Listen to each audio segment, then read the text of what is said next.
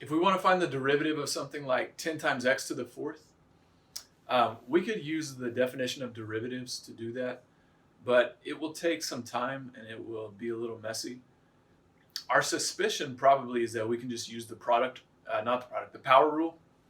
And the power rule for x to the fourth, remember, says just bring the power down and subtract 1 from the exponent. So the derivative of just x to the fourth is 4x cubed. And we would probably suspect, or at least hope, that we could take the derivative of 10 times x to the fourth by doing 10 times the derivative of x to the fourth.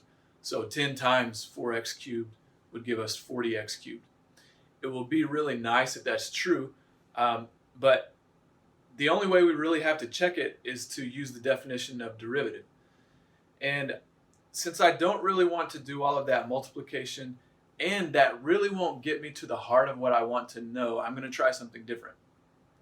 What I really want to know is, if I have a function f of x, and I know how to take the derivative of that function, I know how to find f prime, then is the derivative of a constant times f of x equal to that constant times the derivative of f?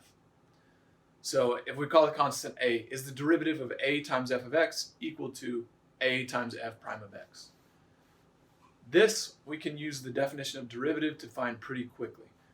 So let's do it. The derivative of a times f of x is equal to a times f of x plus h minus a times f of x over h, and then we're going to let that h shrink down to 0. So we're going to take the limit as h goes to 0.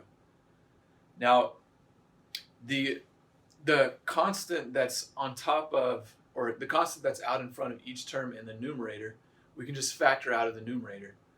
So what we get is the limit as h goes to 0 of a times that fraction f of x plus h minus f of x over h. And the constant a is just multiplying by that fraction. It doesn't have any h's in it. So as h shrinks down to 0, it doesn't affect that constant and the multiplication at all. That means we can bring that constant out in front of the limit. So this is equal to a times the limit as h goes to 0 of that fraction. And now the limit as h goes to 0 of the fraction is just f prime of x. So we just showed that the answer is a times the derivative of f prime of x. So it's exactly what we would have hoped for, and probably what we suspected would happen. So the derivative of 10 times x to the fourth really is just 10 times 4x cubed, which is 40x cubed.